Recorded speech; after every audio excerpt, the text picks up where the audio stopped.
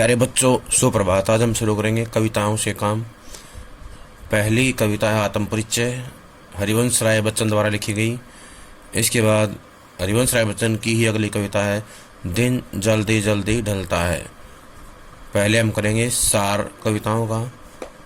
इन कविताओं में क्या कहने का प्रयास किया है या कवि क्या कहना चाहता है, ये देखेंगे। यहाँ उनकी कविता आत्म परिचय तथा गीत संग्रह निशा निमंत्रण का एक गीत दिया जा रहा है। अपने को जानना दुनिया को जानने से ज़्यादा कठिन है। समाज से व्यक्ति का नाता खट्टा मीठा तो होता ही है। जग जीवन से पूरी तरह निरपेक्ष रहना संभव नहीं।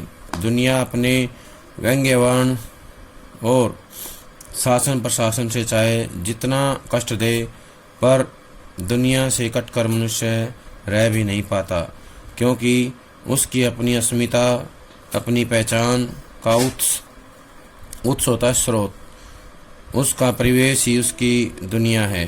अपना परिचय देते हुए वह लगातार दुनिया से अपने द्विधात्मक और द्वंद्वात्मक संबंधों का मर्म ही उद्घाटित करता चलता है। और पूरी कविता का सारांश एक पंक्ति में यह बनता है कि दुनिया से मेरा संबंध प्रतिकलय का है। मेरा जीवन विरुद्धों का सामंजस्य है। उन्मादों में अवसाद, रोदन में राग, शीतलवाणी में आग, विरुद्धों का विरोधाभास मूलक सामंजस्य साधते साधते ही वह बेखुदी, वह मस्ती, वह दीवानगी व्यक्तित्व में उतर आई है कि दुनिया में हूँ दुनिया का तलबगार नहीं हूँ, बाजार से गुजर रहा हूँ, खरीदार नहीं हूँ। जैसा कुछ कहने का ठस्सा पैदा हुआ है, यह ठस्सा ही छायावादोत्र गीति काव्य का प्राण है। किसी असंभव आदर्श अर्थात यूटोपिया की तलाश में सारी दुनिया ठुकरा कर उस भाव से दुनिया से इन्हें कोई वास्ता नहीं है। प्रतिकलय का यही वितान और विरोधाभास का यह विग्रह इन्हें दूर टिमटिमाते तारे की अबूझ रहस्यात्मकता से लहालौट रखता है। निशा निमंत्रण से उद्धृत गीत में प्रकृति के दैनिक परिवर्तनशीलता के संदर्भ में प्राणी वर्ग, विशेषकर मनुष्य के धड़कते हृदय को छूने की काव्यात्मक कोशिश है। ये जो निशा निमंत्रण है, निशा निमंत्रण से जो है एक गीत लिया गया है। निशा निमंत्रण से एक गीत उद्धृत है और उस गीत के बारे में बताया गया, उसका सार है ये।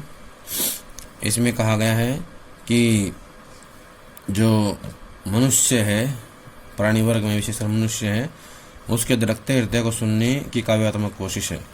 बहुत ही सरल सर्वानुभूत बिंबों के जरिए यह गीत उसका एक बेहतर नमूना है। किसी प्रिय आलंबन या विषय से भावी साक्षात्कार का आश्वासन ही हमारे प्रयास के पगों की गति में चंचल तेजी भर सकता है। अन्यथा हम स्थिरता और फिर जड़ता को प्राप्त होने के अभिषिप्त हो जाते हैं। गीत इस बड़े सत्य के साथ समय के गुजरते जाने के एहसास में लक्ष्य प्राप्ति के लिए कुछ कर गुजरने का जज्बा भी लिए हुए है। इस कविता में जो है ये सार था। यहाँ से जुड़े हुए कुछ क्वेश्चन हैं, एग्जाम में आ सकते हैं, वो देखें। पहला तो ये आएगा, आत्म परिचय किसके द्वारा लिखी गई कविता है? तो बताना है हरिवंश राय बच्चन। एक गीत किसके द्वारा लिखी गई है? हरिवंश राय बच्चन द्वारा। किस संग्रह से ली गई है? निशा निमंत्रण। निशा निमंत्रण से ली गई है। किस से निरपेक्ष नहीं रह सकते या संभव नहीं है? जगजीवन। जगजीवन से पूरी तरह निरपेक्ष रहना क्या है? संभव नहीं है। जगजीवन से पूरी तरह निरपेक्ष रहना संभव नहीं है। किसका नाता खट्टा मीठा होता है? कवि का या मनुष्य का?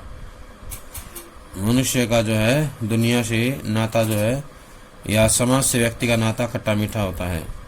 समाज से व्यक्ति का नाता खट्टा मीठा ही होता है। खट्टा मीठा का मतलब होता है जीवन में कुछ अच्छे अनुभव होते हैं, कुछ जो है बुरे अनुभव होते हैं। इनको मिलाकर के हमारा जीवन बनता है। किससे कटकर मनुष्य नहीं रह सकता? दुनिया से। दुनिया से कटकर मनुष्य नहीं रह सकता। अपना परिचय देते हुए कवि ने क्या बताने का प्रयास किया है, किसके बारे में बताने का प्रयास किया है? अपने द्विधात्मक और द्वंद्वात्मक संबंधों का मर्म। कवि ने अपने द्विधात्मक और द्वंद्वात्मक संबंधों का मर्म जो है उद्घाटित करने का प्रयास किया है या उद्घाटित करता चलता है। कविता का सारांश एक पंक्ति में क्या बनता है? दुनिया से मेरा संबंध प्रतिकला का है, मेरा जीवन विरुद्धों का सामंजस्य है। मेरा जीवन जो है क्या है? विरुद्धों का सामंजस्य है और मेरा संबंध प्रतिकला का है। ये दिखाए गए हैं। उन्मादों में अवसाद, रोदन में राग, शीतलवाणी में आग, विरुद्धों का विरोधाभास मूलक सामंजस्य। साथ ही साथ क्या है? बेखुदी आ जाती, वह मस्ती, वह दीवानगी, वह दीवानगी व्यक्तित्व में उतराई है कि दुनिया में हूँ, दुनिया तलबगार नहीं हूँ, बाजार से गुजर रहा हूँ, खरीदार नहीं हूँ। ये कवि ने दिखाने का प्रयास किया है। किसी असंभव आदर्श को क्या बोलते हैं? यूटोपिया। क्या बोलते हैं? यूटोपिया। छायावादोत्तर काव्य का प्राण क्या है? ठस्सा। क्या है? छायावादोत्तर काव्य का प्राण जो है ठस्सा है। कहानी कहने की जो शैली है या जो उसका तरीका है वो कहलाता है। कोई भी बात कहनी है। प्रतिकला का यही वितान विरोधाभास का विग्रह ने दो टमाटे तारे की अबूझ पर रहस्यात्मकता से लालौट रखता है। ठीक है। वितान और विरोधाभास किसका है? प्रतिकला का। किसका है? वितान और विरोधाभास प्रतिकला का है। निशानी मंत्रण गीत में क्या बताया गया है? दैनिक परिवर्तनशीलता के संदर्भ में। किसके बारे में?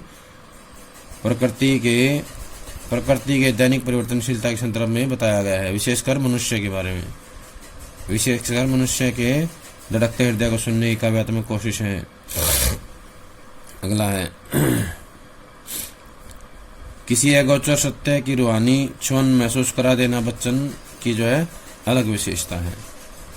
किसी अगोचर सत्य के दर्शन या सत्य की रूहानी छुअन महसूस करा देना बच्चन जी की अलग विशेषता है, यानी कि उनकी एक खास बात है कि वो जो है किसी अगोचर सत्य की रूहानी छुअन महसूस करा देते हैं। अगला है किसी प्रिय आलम्बन या विषय के भावी साक्षात्कार का आश्वासन ही हमारे प्रयास के पगों की गति में चंचलता या चंचल तेजी भर सकता है। क्या भर सकता है? किसी प्रिय आलम्बन या विषय के भावी साक्षात्कार का आश्वासन। किसी प्रिय आलम्बन या विषय से भावी साक्षात्कार का आलम्बन जो है हमारे प्रयास के पगों की गति में चंचल तेजी भर सकता है। आगे है गीत इस बड़े सत्य के साथ समय के गुजरते जाने के एहसास में लक्ष्य प्राप्ति के लिए कुछ कर गुजरने का जज्बा भी लिए हुए है। गीत जो है अपने साथ क्या करने का जज्बा लिए हुए है? लक्ष्य प्राप्ति के लिए कुछ कर गुजरने का, लक्ष्य प्राप्ति के लिए कुछ कर गुजरने का जज्बा लिए हुए है। अब करेंगे हम जीवन परिचय। हरिवंश राय बच्चन का जो जन्म है 1907 में इलाहाबाद में हुआ। कब हुआ? 1907 इलाहाबाद। प्रमुख रचनाएं हैं मधुशाला 1935 में प्रकाशित हुई, मधुबाला 1938 में, मधुकलश 1938 में प्रकाशित हुई। निशानी मंत्रण, एकांत संगीत, आकुल अंतर, मिलनियामिनी, सतरंगिणी, आरती और अंगारे, नए पुराने झरोखे, टूटी फूटी कड़ियाँ, ये है काव्य संग्रह। इनमें से कोई भी रचना आ जाती है तो बताना है ये काव्य विधा की जो है रचनाएं हैं या काव्य संग्रह हैं। जैसे आ जाए आरती और अंगारे किस विधा की रचना है तो बताना है काव्य। क्या बोलूं क्या याद करूं, नीड़ का निर्माण, फिर बसेरे से दूर, 10 तवार से सोपान तक, ये आत्मकथा है, 4 खंडों में प्रकाशित हो चुकी है। हरिवंश राय बच्चन की आत्मकथा। हेमलेट, जनगीता, मैकबेथ, ये अंग्रेजी की रचनाएं हैं। इनका हिंदी में अनुवाद किया गया है। हिंदी में अनुवाद किया है इन्होंने। प्रवासी की डायरी, ये डायरी विधा की रचना है। उनका पूरा वाङ्मय बच्चन ग्रंथावली के नाम से 10 खंडों में प्रकाशित हो चुका है। निधन सन 2003 में मुंबई में हुआ। 2003 में मुंबई में। अगला 1942 से 52 तक इलाहाबाद, विश्वविद्यालय में प्राध्यापक के पद पर कार्य किया। प्रश्न आएगा, हरिवंश राय बच्चन ने किस विश्वविद्यालय में काम किया प्राध्यापक रूप में? इलाहाबाद विश्वविद्यालय में। कब तक किया? 1942 से 52 तक। आकाशवाणी के साहित्यिक कार्यक्रमों से संबद्ध रहे, फिर विदेश मंत्रालय में हिंदी विशेषज्ञ रहे। अगला है, इन पर किस कवि का प्रभाव है? मध्ययुगीन फारसी के कवि उमर खयाम का मस्तानापन हरिवंश राय बच्चन की कविताओं में देखने को मिलता है, या इनका प्रभाव देखने को मिलता है। उमर खयाम किस भाषा के थे? फारसी के। किसके थे? फारसी के। और किस युग के थे? मध्ययुगीन थे। अगला है, प्रश्न आएगा कि हरिवंश राय बच्चन को किस वाद का प्रवर्तक माना जाता है? तो ना हालावाद। हरिवंश राय बच्चन हालावाद के प्रवर्तक हैं। किसके प्रवर्तक हैं? हालावाद के प्रवर्तक हैं हरिवंश राय बच्चन। अब हम करेंगे व्याख्या। मैं जग जीवन का भार लिए फिरता हूँ, फिर भी जीवन में प्यार लिए फिरता हूँ। कवि कहता है कि जग जीवन अर्थात सांसारिक जो बाधाएं हैं, सांसारिक जो उत्तरदायित्व हैं, मैं अपने जीवन में सांसारिक बाधाओं को, सांसारिक कष्टों को, दुखों को जो है लिए घूमता रहता हूँ, या दुखों का बोझ अपने जीवन में, बार माने होता है बोझ, जग माने संसार, जीवन माने जिंदगी। मैं जो है अपने जीवन में, या मैं मेरे जीवन में सांसारिक दायित्वों का बोझ, बाधाओं या कष्टों का बोझ जो है लिए घूमता रहता हूँ, फिर भी जीवन में प्यार लिए फिरता हूँ। कभी कहता है कि मेरे जीवन में इतने दुख हैं, कष्ट हैं, पीड़ाएं हैं, फिर भी जो है मैं अपने जीवन में प्यार लेकर के घूमता रहता हूँ, प्रेम लेकर के घूमता रहता हूँ। कर दिया किसी ने झंकृत जिनको छूकर, झंकृत होता है गुंजायमान, ध्वनित कर देना या संगीत पैदा कर देना, स्वर निकलना। जिनको छूकर मैं सांसों के दो तार लिए फिरता हूँ। सांस होता श्वास, श्वास रूपी दो तारों को लिए घूमता रहता हूँ। कवि कहता है कि किसी ने या किसी प्रियतम ने मेरे श्वास रूपी तारों को छू करके उनको गुंजायमान कर दिया है, या उनमें स्वर पैदा कर दिया है, उनको ध्वनित कर दिया है। कहने का आशय यह है कि किसी के छूने मात्र से, किसी के छूने से जो है मेरे श्वास रूपी तार जो है उनमें स्वर पैदा हो गया है, उनमें संगीत पैदा हो गया है। ये थी इसकी व्याख्या। अब आएंगे प्रश्न। इसी पहरे से जुड़े हुए प्रश्न जो हैं आएंगे। कौन कौन से प्रश्न हैं वो हम करेंगे। पहला तो यही हो सकता है कि इस पद्यांश के कवि और कविता का नाम बताइए। तो कवि और कविता का नाम तो हमें बताना है। कवि का नाम है हरिवंश राय बच्चन, कविता का नाम है आत्म परिचय। पहला ही प्रश्न है, कवि और कविता का नाम बताइए। तो कवि का नाम क्या है? हरिवंश राय बच्चन। कविता का नाम है आत्म परिचय। दूसरा है, जग जीवन के भार से कवि का क्या अभिप्राय है? जग जीवन के भार से क्या अभिप्राय है? तो बताना है सांसारिक बाधाओं और कष्टों का बोझ, सांसारिक बाधाओं और कष्टों का बोझ। फिर भी के द्वारा कवि क्या कहना चाहता है? फिर भी के द्वारा कवि क्या कहना चाहता है? फिर भी के माध्यम से कवि जो है हमें बताना चाहता है, या इसके माध्यम से कहना चाहता है कि सामाजिक कर्तव्यों और दायित्वों के बोझ से उसका जीवन दब गया है। सामाजिक कर्तव्यों जो हमारे है ना आया था, जग जीवन का भार लिए फिरता हूँ, इसमें है कि फिर भी के द्वारा कवि यह बताना चाहता है कि सामाजिक कर्तव्यों और दायित्वों के बोझ से उसका जीवन दब गया है।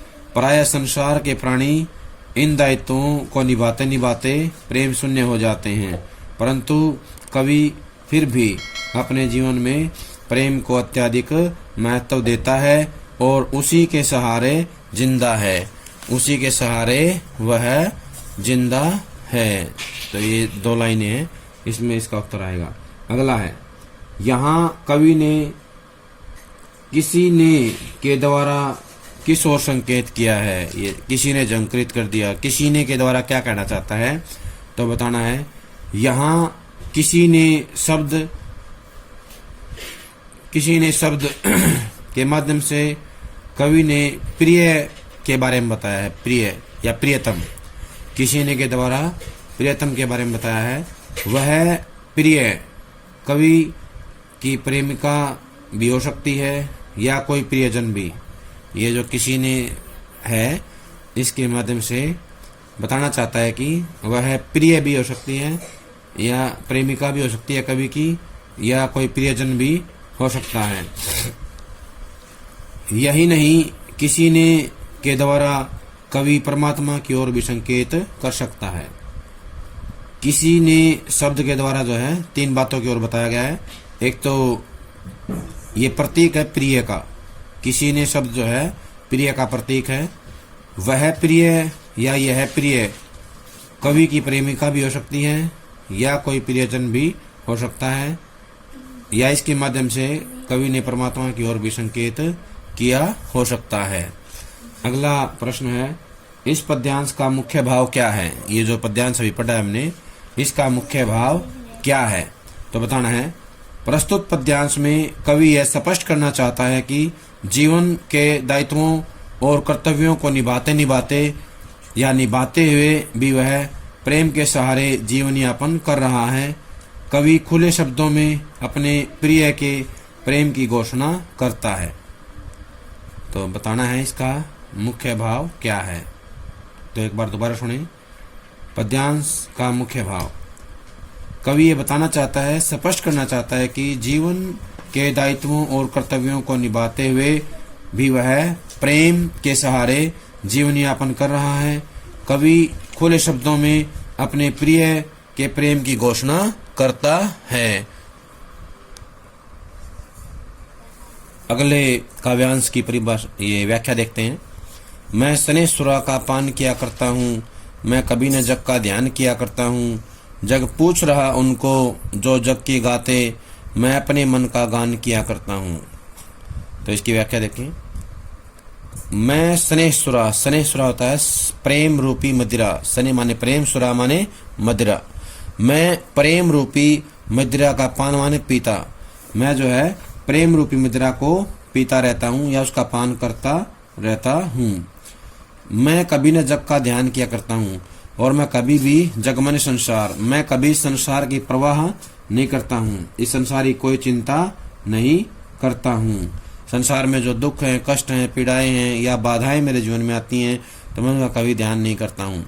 जग पूछ रहा उनको, इस संसार में उन लोगों को पूछा जाता है, उन लोगों को महत्व दिया जाता है जो जग की गाते, यानी जो संसार की प्रशंसा करते हैं, इस संसार की स्तुति करते हैं। मैं अपने मन का गान किया करता हूँ। कभी कहता है कि मैं तो अपने मन में आने वाले भावों का ही गान किया करता हूँ। कहने का आशय यह है कि मैं अपने मन में आए गीतों को ही गाता रहता हूँ। इस संसार की कोई चिंता नहीं करता हूँ, कोई प्रशंसा नहीं करता हूँ। अब हम करते हैं इस पद्यांश से जुड़े हुए प्रश्न। पहला प्रश्न तो ये होगा, कवि जग का ध्यान क्यों नहीं करता। पहला प्रश्न होगा, कवि जग का ध्यान क्यों नहीं करता। जग माने संसार। कवि जग का ध्यान क्यों नहीं करता। तो इसका उत्तर आएगा, कवि अपने प्रिय के प्रेम में रम गया है। कवि अपने प्रिय के प्रेम में रम गया है। वह हमेशा अपने प्रिय को पाना चाहता है, इसलिए वह संसार के झंझटों की परवाह नहीं करता और उससे दूर रहना चाहता है। संसार की परवाह नहीं करता और वह उससे दूर रहना चाहता है। अगला प्रश्न है, सनेसुरा से कवि का क्या आशय है। सनेसुरा का अर्थ होता है प्रेम रूपी मदिरा, और कवि ने बताया है कि सनेसुरा का मतलब है प्रेम की मस्ती अथवा प्यार का दीवानापन। प्रेम की मस्ती अथवा प्यार का दीवानापन। कवि हमेशा प्रेम की मस्ती का पान करता रहता है। इसलिए उसे संसार की कोई चिंता नहीं है। संसार की उसे कोई चिंता नहीं है। अगला प्रश्न है, जग किसको पूछता है?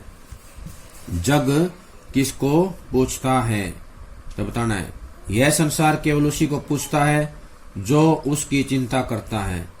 यहाँ कवि ये कहना चाहता है कि सांसारिक प्राणी केवल उसी व्यक्ति को महत्व देता है जो अपनी कविताओं में सांसारिक बातों का वर्णन करते हैं।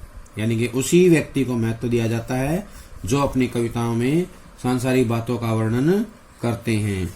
अगला प्रश्न है, कवि ने अपने गीतों में किस प्रकार के भावों को व्यक्त किया है? यानी कौन से भाव जो है उसमें आते हैं? तो बताना है। कवि अपने गीतों में स्वच्छंद प्रेम की भावनाओं को व्यक्त करता है।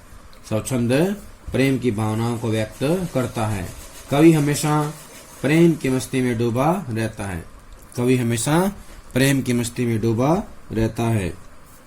इस पद्यांश में किस प्रकार की भाषा का प्रयोग किया गया है? ये जो पद्यांश है इस पद्यांश में कवि ने सहज, सरल, तत्समनिष्ठ तथा संगीतात्मक भाषा का प्रयोग किया है। सरल, सहज, तत्समनिष्ठ एवं संगीतात्मक भाषा का प्रयोग किया है। प्यारे बच्चों, ये थी हमारी कविता की वीडियो। जब तक अगली वीडियो आती है तब तक इनको याद कर लें। सभी का बहुत बहुत धन्यवाद।